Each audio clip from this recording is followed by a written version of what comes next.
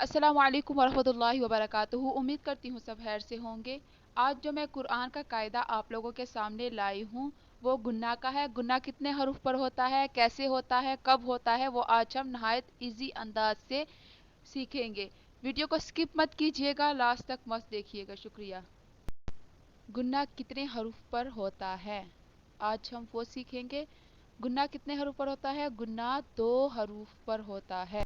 گناہ 2 حروف پر ہوتا ہے۔ کون کون سے؟ نون مشدد اور میم مشدد، یعنی جن کے اوپر شد آ جائے۔ مشدد لفظ یعنی مشدد لفظ جس لفظ پر شد آ جائے۔ شد آپ دیکھ سکتے ہیں، چھوٹے ڈبلیو کی طرح ہوتی ہے شد، ٹھیک ہے، 3 دندانی ہوتی ہے شد کی۔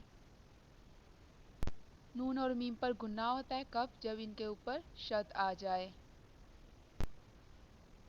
الخشوم، الخشوم کسے کہتے ہیں؟ ناک کی جڑ کو، ناک کے بانسے کو جو ہے وہ الخشوم کہتے ہیں۔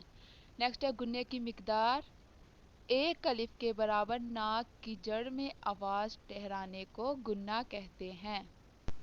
یعنی ہم کیا کریں گے؟ 1 الف کے برابر ناک میں آواز ٹھہرائیں گے۔ کہاں پر؟ الخشوم، ناک کی جڑ۔ مثلاً حمزہ زیر نون ان، نون زبر نا، ان، میم زبر الف ما، انما، حمزہ زیر نون ان، نون زبر نا، ان، ٹھیک ہے۔ یہ جو آواز ہے یہ کہاں پر ٹھہرتی ہے؟ الخشوم، ناک کی جڑ میں۔